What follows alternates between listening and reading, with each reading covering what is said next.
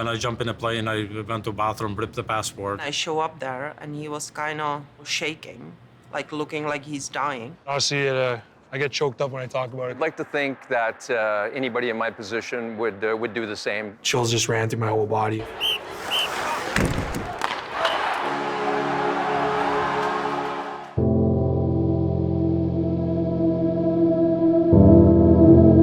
The son of the refugee to make it to NHL, it's huge. Myself and my husband have sacrificed for him and all our children, really. Arber Xhekaj certainly clawed and scratched and dug his way to make a place for himself. What Arber Xhekaj brings to the table is just so rare. He knows where he came from. I think it's just a reflection of his determination and will to succeed. I want you to look around, see where we are. What jumps into your mind? Can't even believe it, man. Seeing this Montreal logo in the middle of the room, it's unbelievable. It's obviously a dream come true. Oh! Army's buzzing. Let's make some plays, White. Guys are just sniping. You pass it, I'm still running you. Maybe out of breath talking this much. His path to the NHL is as uncommon as his last name. Arber Xhekaj, undrafted twice in the OHL, undrafted twice in the NHL, has beaten the odds and cracked the Canadiens as a 21-year-old. First shift at rookie camp. The pace, the strength, the size. He was doing everything hard and fast. First or second red and white scrimmage, he was on our team and he scored a goal that game. He was making backdoor passes, guys were scoring tapping goals, and we were kind of laughing on the bench like, you know, who is this kid? But to get to know someone, you need to understand where they came from. And in Arber's case, it's also understanding where his parents came from. Tell me about Simona. Simona, she's the best. I've never seen a woman as strong as her before. Arber's mother, Simona, left the former Czechoslovakia in 1989 during the Velvet Revolution. I went to England right after the revolution just to learn a little bit English, and the girl that I have met in England, she was already here. She said, you know what, just pack your bags, come here, apply as a nanny. And luckily enough, because I spoke in English a little bit, and I was teacher, like family, we connected within 3 months, and I came here. I think she was 24, so it was extremely tough for her to start a life from scratch and to see where she's came to now. It's special. Arber's father, Jack, was born in Albania, and because of conflict in the region, he needed out. Back home was kind of getting bad situation. Yugoslavia was breaking war between all those Slovenia, Bosnia, Croatia. They was looking for me to send me to the army. I didn't want to go to army back home. My mom was alive. She was saying, leave the country. My uncle works for government, and then he somehow got me a passport, so I ran to Macedonia. Please forgive my ignorance. Was that a dangerous thing to do? It was kinda, but it was a risk. You had to take it. You have to take the risk. It was no other way. From Macedonia, I ran to Sweden. I started talking to some people over there, and then one guy, I was telling him my story, so one guy gave me his passport, and then we switched the pictures, and then I bought a ticket, and then I flew to England, and I heard Canada is the best country in the world, and then from England I bought a ticket with Swedish passport, and when I jumped in a plane, I went to bathroom, ripped the passport, and ended up in Canada. And so what's the process when you show up at the airport? Well, as soon as I show up, everybody went through, checked the passports. I was sitting down, and because I didn't have any papers, I didn't even speak the language. I didn't speak a word of English. I said Albanian, that's what I knew. So I claim as a refugee. He's an amazing man, and he's about as strong as a man as I ever met. And to see him start a life again, like my mom, from absolutely nothing, it's amazing. So what happened then? How did you get started in Canada? So one day I was walking down the street and I heard some people talking my language, so I start talking to them, and I explained my situation. So they took me in and gave me a shower, clean clothes, proper food, and then they introduced me to some other guy which is from Hamilton, and then He was saying, he said, you have no job or anything? I said, no. And then he said, I gotta get you a job at this National Steel Car. So he got me a job there, and that was it. Shortly after arriving in Canada, Jack and Simona met in Hamilton. It was 1 week that I was here, and really I was sitting right there, yes. So when I get up to go to the bathroom, I pass him, and he just said, hi, can I introduce myself? And yeah, the rest is history. We start talking and stuff, and we exchanged the phone numbers, and then she gave me a wrong phone number. So next day we woke up, I phoned, and they said that number is not in service. I said, uh-oh.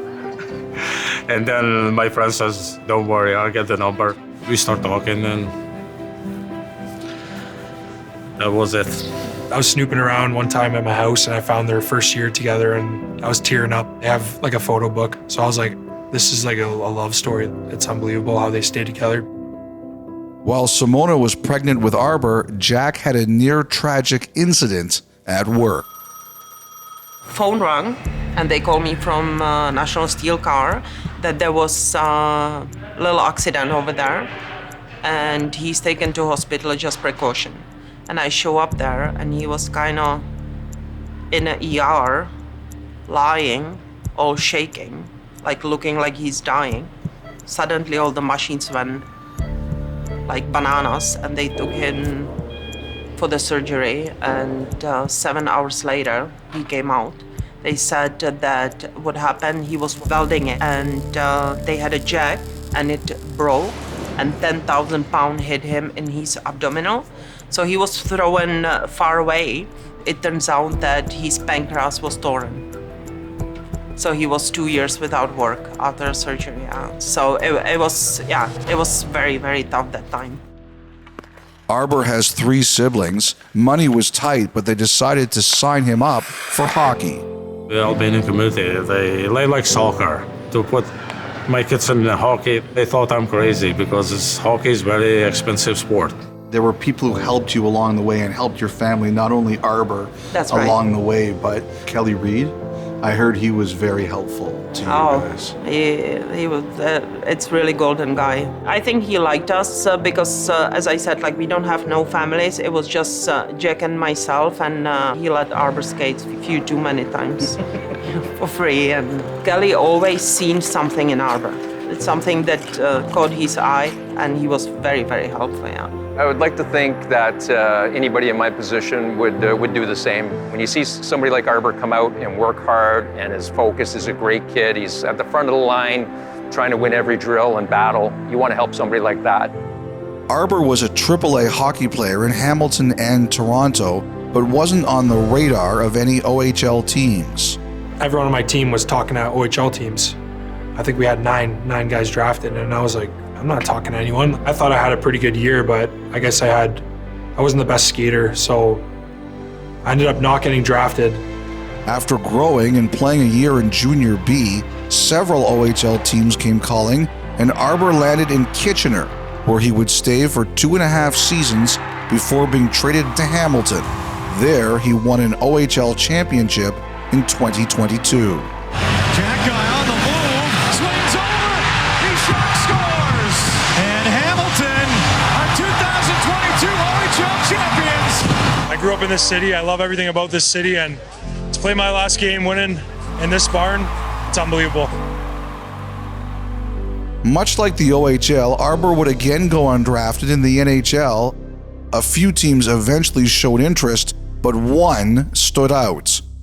I decided to go to Canadians, which was a beautiful thing for me, so I love it. Your dad, Albanian, so he liked Taidomi, right? But then he switched to the Montreal Canadiens. How does your dad switch from loving Taidomi and the Maple Leafs to the Montreal Canadiens? He started watching with his buddies, and he found out Taidomi was Albanian, and he thought he was like the best. Like, he was always a tough guy, my dad, so he loved Taidomi, his toughness, and that's how he got into hockey. But he thought, so many guys are Leaf fans, like, is there any other team that's Canadian that I can cheer for that the Leafs don't like? And it was Montreal, so he's like, okay, I'm a Montreal fan. I'll be a Montreal fan my whole life. I took it upon myself to be a Montreal fan because of him. Gotta stop eating pancakes for breakfast. I'm staying away from you, pal. Guys are just sniping. Oh, muffin. Entering camp, Arber fully expected to start the season in the AHL. When was the first moment you began to think, okay, this might be happening? And it was me, Gouli, Slav, and Harris. So they called us all in the room and we're walking in. We're scared. We're like, oh no, what is going on? We get pulled in and then they're like, congratulations, guys. Like, you made the team. And like, chills just ran through my whole body and like, so many thoughts going through my mind. I was speechless. I was just like, thank you. Like, I didn't know what to say. I was like, wow, like this happened. Like, I just made it.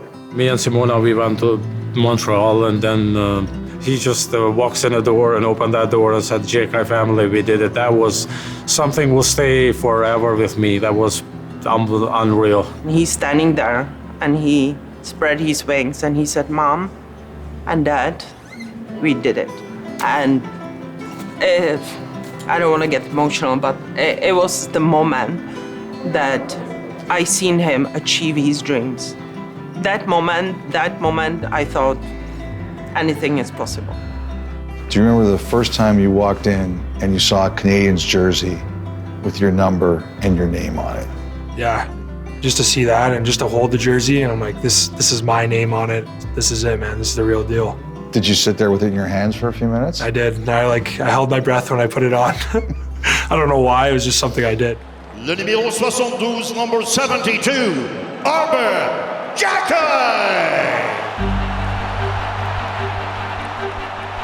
When they called his name, the fans was unreal. I said, man, somebody pinch me or something, because I don't know if this is surreal.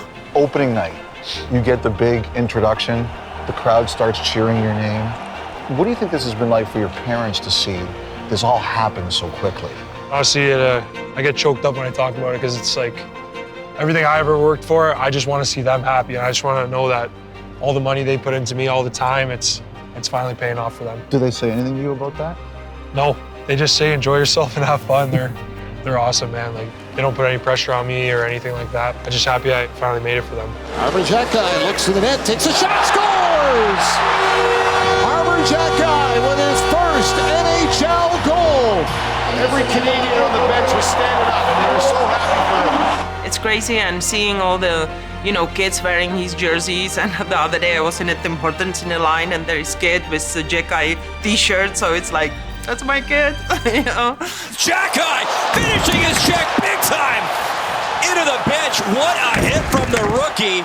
Considering where he came from, the challenges that he faced, where he was in his hockey career, he's put a lot of work into it. I'm sure he'll be the first to tell you he's had a lot of people help him along the way, but the most important person was himself, and he's earned every opportunity. Held in by Xhekaj. Rich shot, score! Arber Xhekaj rips it, and the Wi-Fi's all right. What's the best thing about this? The best thing is to see my kids succeed. He knows where we come from. Nothing handed to us in in a silver plate. This is beautiful country. Whatever you want to become in this country, you will become. Just gotta work hard for it.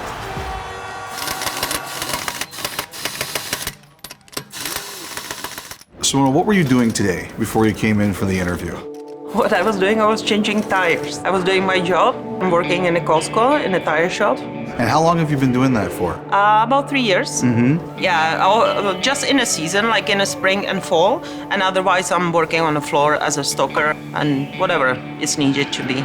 I heard when you got your first payment that you bought your parents all new appliances. Is that true? Yeah, so I was thinking of giving them a chunk of money, but I'm like, I don't even think they would take that if I offered them. So I went to Costco and grabbed new fridge, new washer, new dryer, and like any chance I can get to just give back to them, I'm gonna do it. Apparently you've told them that you're gonna retire them someday. Is that true? My goal is to make the NHL, and then now my next goal is to retire my parents as soon as I can. It must be unbelievable to you that you're sitting here now and your son is playing for your favorite team. Something is surreal. The son of the refugee to make it to NHL it's huge. We struggle paycheck to paycheck to raise the family. To make it to NHL, it's something I can't describe it. The words can't describe it.